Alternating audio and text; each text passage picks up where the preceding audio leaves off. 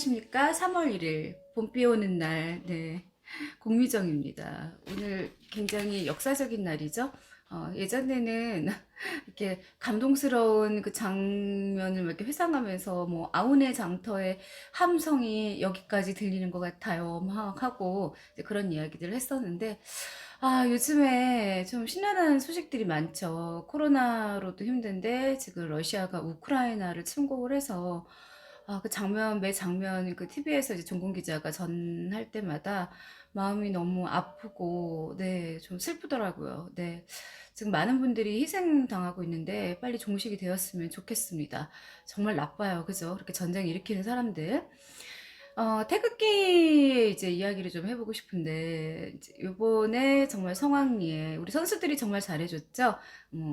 동계올림픽이, 얼마 전에 끝났습니다. 그 올림픽 때마다 선수들이 이제 금메달을 걸고 또 이렇게 이제 시상식에 있으면 애국가가 쫙 울리면서 국기가 개양이 쫙 되면 함께 막 경건해지고 함께 또 감동스럽고 그 감격은 이루 말할 수가 없잖아요. 예전에 우리 김연아 선수가 피겨에서 멋진 금메달을 따고 그 음반 위에 태극기를 막 휘날리면서 그 장식하는 걸 보고 되게 정말 함께 울었던 그런 기억이 납니다. 예전에는 뭐 이렇게 뭐 3.1절, 광복절 이럴 때마다 그 의무적으로 국기를 집에서들도 많이 걸었었는데 요즘에는 그렇게 그 보기 흔한 광경은 아닌 것 같아요. 그런데 이제 어떤 분들은요, 그냥 매일 그냥 집에다가 태극기를 거는 분도 계시고, 또 가끔 그 택시 이렇게 타면은요, 항상 그 앞에 태극기 모형이 있는 그런 분들도 봤습니다. 이제 국기에 대한 이제 관심과 존경심이 가장 큰 나라를 한번 이제 비교를 해보면 미국이라는 생각이 들어요. 이 미국 영화 보면은요, 국기가 안 등장하는 장면이 없어요. 그래서 뭐 군대 막사, 공공장소, 뭐 학교, 교실, 가정집, 거실에도 큰 성조기가 걸려 있는데 공사 중인 고층 빌딩의 그 맨 꼭대기에서는 늘 펄럭입니다. 그래서 고층 빌딩을 많이 짓는 우리에게선 좀채 볼 수 없는 그런 풍경이죠. 네. 그 미국에서는 뭐 주유소, 뭐 음식점, 뭐 술집, 뭐 그렇게 하다못해 마피아들 사무실에까지도 예외 없이 국기가 걸려 있다고 하는데요. 국가 사랑이 인종과 계층을 초월해서 이제 국기 사랑, 네, 국기 사랑이 몸에 밴 일상생활이 된 거겠죠. 지극히 당연한 일일 수도 있는데, 근데 길을 가다가 이렇게 자동차 등에 태극기 이렇게 날리는 거 보면은 가슴이 뿌듯해지는 그런 경험들 해보셨죠? 그리고 막 등산할 때 가끔 보면 가방에다가 태극기를 배낭에 이렇게 꽂고 다니시는 분들을 보면은 정말 대단하다. 그리고 이런 모습을 참 여러 곳에서 자주 보고 싶다. 그런 생각을 합니다. 또 한 번의 이제 국경일을 보내면서 우리도 국기와 함께하는 그 일상의 범위가 보다 넓어졌으면 참 좋겠다는 그런 생각이 듭니다. 자, 오늘 컨디션들은 좀 어떠신가요? 네. 비가 좀 이제 오다 보니까 비 오면 이렇게 관절 쪽에 막 아프다고 혈액순환이 잘 안 되니까요. 또 습기도 차고 그러다 보니까 사람들이 컨디션이 좀 약간 싹 가라앉아요. 그런데 이런 날 먹는 또 커피는 유난히 맛있다고 하죠. 왜냐하면 습도하고 커피하고 굉장히 큰 영향이 있다고 하는데 특히 비 오는 날에 왜 헤이즐넛 향 같은 경우에는 이렇게 막 이렇게 널리 퍼지잖아요. 네, 커피 한 잔 하시면서 기분도 좀 약간 업 시키시면서 좀 혹시 지금쯤 졸리신 분들도 계실 것 같은데 나른한 시간을 깨워보셨으면 좋겠습니다. 자, 이제 본론으로 들어가 보죠. 스피치가 스펙을 이긴다. 이제 어제 제가 몇 가지 사례들을 말씀해 드렸는데요.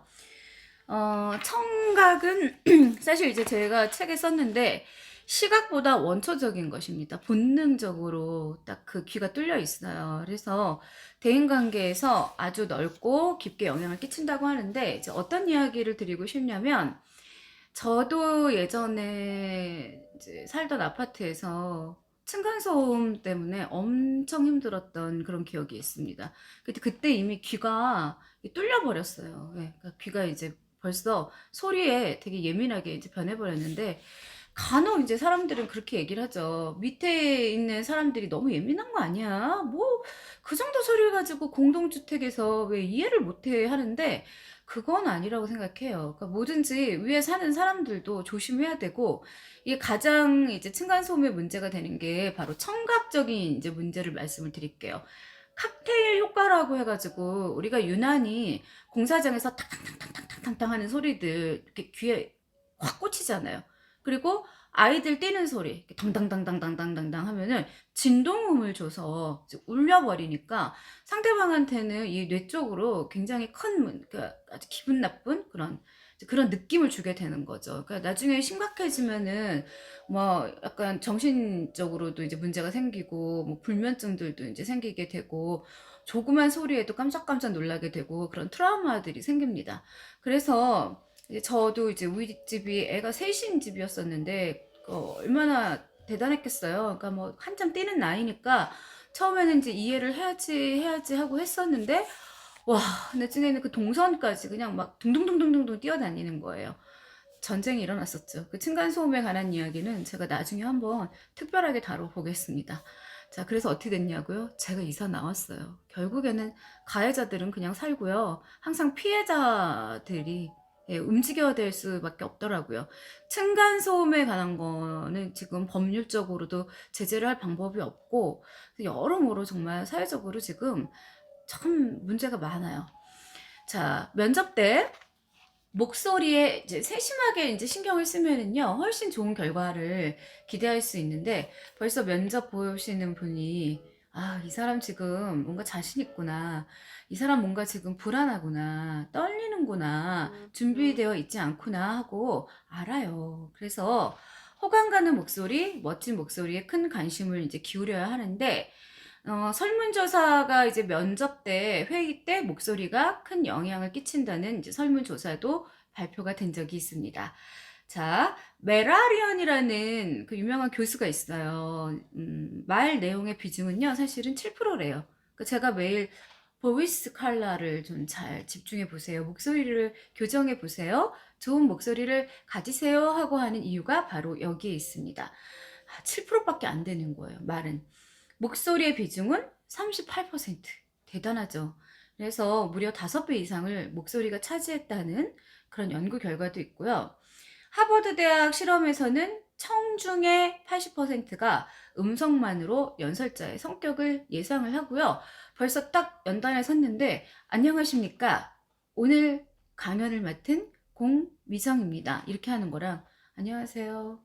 저는 오늘 강연을 맡은 공미정입니다. 이렇게 됐을 때 청중이 이미 그때 딱 듣고 그러니까 그냥 안 들어버리는 거예요. 네, 흥미를 잃어버리는 거죠. 자, 머튼 교수의 실험에서는요. 참여한 사람들 중 무려 62%가 목소리만으로도 발표자들의 그 키의 순서를 맞췄다고 해요. 그래서 이게 이제 우리가 후두의 길이라고 하잖아요. 그래서 키가 이렇게 많이 큰 사람들 같은 경우에는 얼굴형이 좀 약간 길죠. 그쵸? 어차피 다 이 장기 쪽도 마찬가지로 길겠죠. 그래서 후두의 길이에 따라서 목소리도 달라진다는 걸 본능적으로 알아차렸다는 그런 의미라고 합니다. 그리고 이제 연구학자 중에 메이유 교수라고 있는데 이 메이유는 중저음의 준수한 목소리를 가진 사람들은 그 몸담은 기업에서 훨씬 더 많은 보수를 받는다는 연구 결과도 나왔다고 해요. 이거 참 신기하지 않아요? 네. 그 목소리 때문에 그 일을 더 잘하는 것처럼 느껴지는 거죠. 그래서 어떤 분들은 일 정말 많이 하고 그렇게 성실하게 일을 했는데도 불구하고 이 목소리 좋은 사람이 그 말로 다 하는 거예요. 참 신기합니다. 또 스미스 교수의 연구에 따르면 여성들은 목소리 좋은 남성 발표자의 음성과 내용을 7%나 더 많이 기억했다고 해요. 더불어 이제 동일인을 두고 실험을 했는데 중저음으로 약간 이렇게 나직하게 말을 깔고 중저음으로 변환해서 말했을 때 청중들이 훨씬 기억을 잘했다는 그런 평가도 있습니다. 중저음에 품이 있는 나지막한 말. 자, 덕과 인격은 말에서 나오죠. 결국은 내가 어떻게 행동을 했는지, 살면서 어떤 선행을 했는지, 그리고 평상시에 어떤 언어 습관을 쓰는지, 그리고 그런 덕과 인격이 바로 우리 울림통, 말로 인해서 나온다는 이야기죠. 그래서 상대와 상황에 따라서 목소리 톤은 반드시 조절을 해야 합니다. 그래서 이제 애들 중에요, 오히려 엄마가 야, 너는 내가 이렇게 열심히 공부 가르치고 힘들게 너를 키웠는데 공부도 안 하고 맨날 이상한 애들하고 놀고 이런 엄마들보다 엄마가 누구야? 그래야 되겠니? 이렇게 하는 엄마들이 더 무서운 거죠. 네, 오히려. 네. 그러니까 징징징징 요란한 이제 징소리는 별로 사람들한테 감동으로 다가오지 않아요. 자, 일반적으로 이제 남성의 목소리는 중저음에 힘이 있어요. 오, 남자답네, 남자네 이렇게 하고요. 이제 여자분들 같은 경우에는 부드럽고 맑은 목소리로 이야기를 했을 때 좀 더 매력이 이제 더 가해진다는 거, 네, 알고 계시면 될 것 같습니다. 자, 사례를 오늘 더 말씀드린다고 했어요. 이제 어제 정치인까지 했었고요. 요즘에 이제 컨설턴트 되게 많아요. 무슨 뭐 말하기 컨설턴트 아니면은 뭐 직업 컨설턴트 뭔지 이런 것들 많이 나오는데, 컨설턴트 전문가 항상 말투가 급해 무슨 말을 하는지 잘 모르겠다는 얘기를 듣곤 했습니다. 이렇게 옹알거리는 분들 계시잖아요, 말할 때. 저도 그러면 안 되는데 간혹 가다가 아니 옹알대지 말고 말씀하세요 이렇게 직선적인 사람들의 이제 나쁜 성향인데, 그럼 상대방이 그럼 더 겁을 먹어요. 내가 또 이런 말 하면은 또 지적당하겠지 이럴 수 있으니까 그런 건 좀 자제를 해야 되고요. 중요한 계약을 체결해야 할 때도 진행이 순조롭지 못하다. 우리가 협상을 하러 가요. 진짜 이제 협상을 한 테이블에서 실제로 목소리가 다예요. 그러니까 상대방이 어떤 말투를 갖고 있고 어떤 목소리를 갖고 있는지에 따라서 주눅이 들거나 이쪽에서 기선을 제압하거나 둘 중에 하나입니다. 그래서 굉장히 중요하죠. 안녕하십니까? 네, 오늘 어떤 이제 그 제품을 갖고 온 뭐 누구입니다. 말씀하시죠? 하고 이렇게 단답형으로 프로페셔널하게 해야 되는데, 그냥 이렇게 동네에서 이제 만나서 수다 떠는 그런 아줌마들처럼 그렇게 했다가는 협상이 안 되죠. 차분하게 말하는 방법을 익히기 위해서 코칭을 받고 나서 적극적으로 의견을 제시할 수 있게 됐고, 그로 인해 팀 리더까지 맡게 되는 행운도 찾아왔습니다. 자, 말할 때 나는 말을 잘 못해 하는 분들 요거 하나 기억하세요. 리플레팅. 앞에서도 이제 이 다음에 다룰 건데 앞으로도 공감하는 거예요. 그래서 내가 말을 잘 이렇게 숙련되게 못하고 좀 말에 재주가 없다 이런 사람들은요, 그 사람의 뒷말을 따라하면 됩니다. 그러니까 아이가 있어요. 아이가 왔어요. 그래서 아이가 엄마, 저 학교에서요, 그 학교 다니기 싫어요. 애들이 자꾸 저 괴롭히고 진짜 학교 가기 싫어요. 나 학교 그만두면 안 돼요? 이렇게 얘기를 하면은 이 자식이 지금 무슨 소리를 하고 있는 거야? 네가 학교를 간다면 너가 사람이 되겠어? 막 이제 이런 엄마들이 거의 대부분이었죠. 옛날엔 그랬죠. 요즘에는 리플레팅. 자, 기억하세요? 엄마, 저 학교 가기 싫어요. 누구야? 학교 가기 싫구나. 그 애가 당황해요. 네. 가면 뭐 애들도 나 괴롭히고 뭐 선생님 수업도 재미없고 보고 배울 게 하나도 없어요. 이렇게 얘기하면 누구야? 학교 가면은 선생님 수업도 별로고 애들도 괴롭히고 네가 힘들구나 이러면 애가 이제 태도가 갑자기 바른 자세로 앉으면서 우리 엄마가 왜 그럴까 하고 순간 그 막 눈빛이 흔들립니다. 네. 그래서 이제 나중에는 아이가 엄마, 어머니 학교 다닐게요. 제가 잘못했어요. 하고 이렇게 이야기할 때 있습니다. 자, 방송에서요, 속을 수가 있는데 어떤 뭐 유명한 뭐 그 작가가 말을 하는데 되게 달변처럼 보이는 사람이 있는데 알고 보면은요, 달변이 아니라 상대방의 말을 다 따라합니다. 그 사람은. 그런 뭐 정책이, 그러니까 그대로 따라하면 실수를 안 하거든요. 말 되게 잘하는 것처럼 보여요. 그래서 내가 누군가하고 이야기를 할 때 오늘 좀 준비가 안 돼 있고 자신이 없다 했을 때는요, 그 사람이 한 맨 마지막에 말을 그대로 읊어서 역으로 질문을 하는 거. 그거 좋은 방법이고요. 저런 경우가 있어요. 내가 잘못했을 때는요, 목소리를 줄이는 거예요. 그리고 내가 잘했을 때는 그리고 목소리를 크게 하는 거예요. 그러니까 성적을 잘못 받아왔어요. 어머니, 제가 오늘요 도덕은요 99점 맞았는데요, 수학은 30점이래요. 이런 식인 거죠. 그러면은 99점만 이렇게 각인이 되는 거예요. 그래서 어디 가서 불리한 이야기를 할 때는요. 꼭 목소리를 조그맣게. 그리고 내가 잘한 거는 목소리를 크게. 이런 거 가르쳐 드리면 안 되는데 사회생활에서 엄청 필요합니다. 자, 뮤지컬 배우. 이제 저희 학교에도 이제 뮤지컬 배우들이 꽤 많았어요. 네. 요즘 뮤지컬 대세잖아요. 네. 무대에서 춤을 잘 춘다는 칭찬은 늘 따르곤 했지만 노래가 문제였습니다. 노래를 이렇게 생목소리로 하는 거죠. 그냥 꺾어버리는 거죠. 복식 호흡이 전혀 안 돼. 목소리가 막 찢어지고 나 홀로 튀는 이제 특히 합창 같은 경우에는 문제가 생기죠. 가성 때문에 고민이 만만치 않았어요. 자, 복식 호흡을 할 때요. 자, 숨을 코로 들이마시고 내쉬고 한번 따라해 보실래요? 코로 들이마시고 내쉬고. 이게 어디에도 좋냐면 노래에도 좋고 말할 때도 좋고 화났을 때도 좋아요. 자, 숨을 코로 들이마시고 내쉬고 들이마시고 내쉬고 한숨 쉬듯이. 자, 그래서 정식으로 복식 호흡을 배웠고 꾸준히 트레이닝을 했습니다. 덕분에 무대 공포증에서 벗어날 수 있었습니다. 노래하면서 그동안 지적받았던 결점들이 말끔히 사라지고 나니 인기도 제법 오르더라고요. 자신감이 붙으니까 보는 사람도 오, 잘하는데? 뭐 이렇게, 그죠? 인기라는 게 바로 연예인들의 생명 아니겠습니까? 하고 코칭을 받은 적이 있었습니다. 저도 방송 이제 한 20년, 그렇죠. 2017년까지 이제 방송을 하고, 예, 공중파에서 하고, 그다음부터는 좀 놓았어요, 손을. 한 몇 년 놓으니까, 이제 우습게 생각했죠, 솔직히. 유튜브 하는데, 뭐, 이 정도야, 뭐 맨날 20년이나 했는데, 점점, 그러니까 처음에 그렇게 어색하고, 보는 사람도 불안하고, 그리고 말도 빠르고, 이게, 그러니까 익숙하지 않은 거죠. 벌써 그 세월의 그 텀이 있는 거예요. 지금 조금 이제 카메라에도 적응도 하게 되고, 예, 약간 자신감이 붙었어요. 네.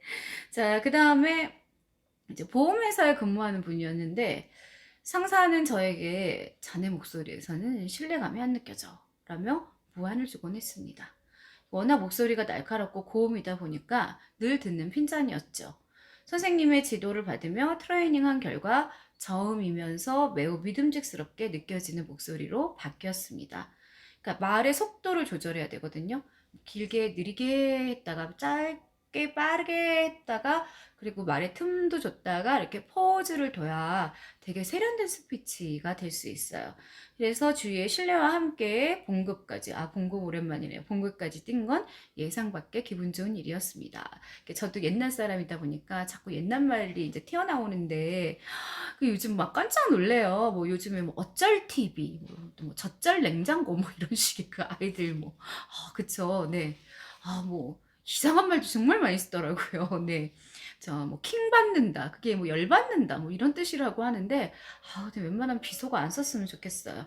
그래서 위의 사례처럼 목소리를 바꾸는 자체로 인생의 커다란 변혁을 맞이할 수 있습니다. 믿으세요. 맞이할 수 있습니다. 자, 타인에게 그래 호소력 있는 목소리란 뭔가? 그러니까 내가 들었을 때 굉장히 편안해야 돼요. 잠재우라는 소리가 아니라요. 편안해야 됩니다. 그리고 목에 통증이 느껴지지 않는 한은 편안한 발성의 목소리, 매끄러운 발음이 필요한데 목소리도 아끼면서 쓰셔야 합니다. 그래서 복식호흡을 하라는 거예요. 복식호흡을 평상시에 엄청 열심히 연습을 하면은요.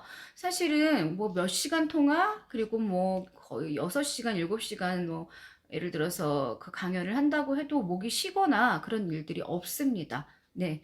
자, 그래서 내가 듣기 좋은 목소리여야 상대방한테도 정확히 전달이 되고, 거기에 매력적이며 감미로운 감정까지 수반이 된다면 금상첨화가 아닐까요? 우리 목소리에 감정이 실리잖아요. 내가 벌써 섭섭하면은 목소리에 그 서운함이 막 느껴지잖아요. 그리고 기분이 좋으면 목소리가 막 날아가잖아요. 그렇죠? 뭐 기분 좋은 일 있어? 이렇게 물어볼 정도로. 그래서 목소리는 되게 예민한 것입니다. 습관은 쉽게 고쳐지지 않아요. 우리가 사람도 고쳤을 수 없다고 이야기하죠. 습관도 마찬가지예요. 그러나 고칠 수 있어요. 목소리는 다릅니다. 개선하려는 굳은 의지, 난 바꿔야겠어. 그리고 노력 여하에 따라서 얼마든지 바꿀 수 있습니다. 그래서 이제부터 본격적으로 스피치 스킬을 들어갈 건데 30초 동안 목소리 트레이닝, 현실적이면서 아주 실천하기 좋은 훈련 방법들을 제가 알려드릴게요. 목소리를 바꾸는 자체로, 자, 오늘의 이제, 가장 큰 어떤 주요, 이제, 저도 이렇게 말이 끊길 때가 있어요. 오늘의 가장 주요 포인트는, 네. 목소리를 바꾸는 자체를 인생의 커다란 전환점이라고 생각해야 된다. 타인에게 호소력이 있는 목소리는, 편안한 발성의 목소리, 그리고 매끄러운 발음이 꼭 필요하다. 습관을 고치기 어려우면 목소리를 꾸준한 훈련을 통해서 듣기 좋은 목소리로 바꿀 수 있다. 아주 중요한 부분이죠. 네. 그래서 잠깐 맛만 보여드렸는데 복식 호흡을 했어요. 코로 숨을 들이마시고 내쉬고, 들이마시고 내쉬고. 들이마실 때는 배가 볼록 올라오고요. 내쉴 때는 배가 쑥 들어가요. 복근, 탄탄한 복근이 생겨요. 들이마시고 내쉬고. 예. 그래서 여기까지 오늘 하겠습니다. 자, 항상 지금 웬만하면 습관을 들여서 매일 찾아뵈려고 이제 노력 중인데요. 참 보통 일이 아니네요. 네. 코로나에 간만에 화장도 하고 집에 막 이렇게 묵혀있던 그 옷들도 꺼내 입고 어제도 막 스카프를 몇 장을 다 그냥 꺼내 놓고 그러면서 이제 저도 하루에 이런 습관이 생겨버린 거죠. 자, 함께 해주신 모든 분들 오늘 행운이 따르길 바라고요. 자, 구독과 좋아요 부탁합니다. 감사합니다.